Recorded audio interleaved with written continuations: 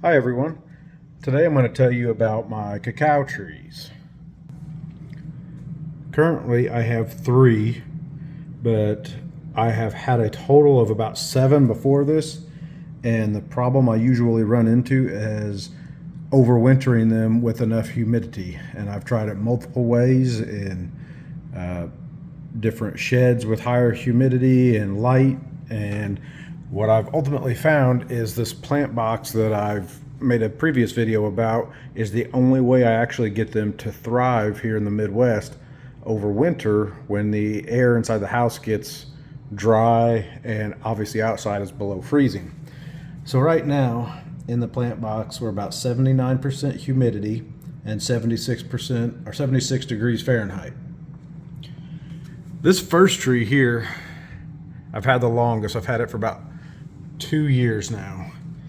And the top part of it you'll see is completely dead.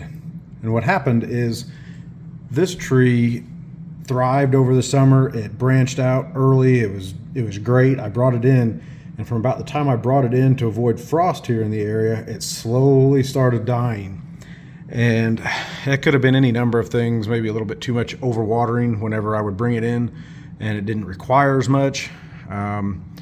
However, I stuck it inside this plant box when it was nothing but a stick all the way up. I didn't think I had much of a chance for it to survive. But after leaving it in here, it began to branch out from the middle of the trunk where it appears it had died back so far inside and stopped dying back. This was 4 or 5 months of just being a stick before it branched out. And now it's about 9 months into this, and as you can see, it's got quite a few branches that stemmed right off the trunk. Really nice looking leaves, and the leaves you'll notice have elevated or lifted to get more sunlight, contrary to the 2 younger ones, which are actually taller, that I have in the background over here. These 2 in the back are about a year younger. They were repotted 3-4 months ago, and I think the issue is when I repotted them, their super small and very fragile feeder roots must have broke. And what you'll see when that happens, see this leaf that's yellowing from the top down? I don't have enough light in here to bleach these leaves, as that would tend to make you believe is happening.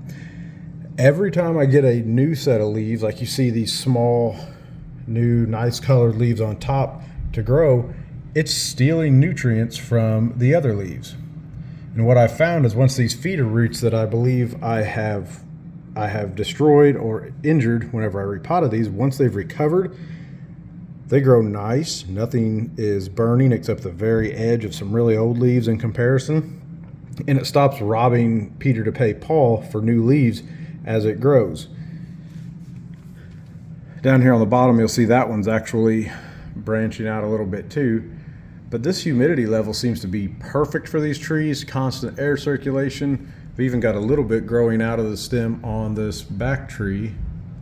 You'll see it right there in the middle of the screen, some small ones on the back side.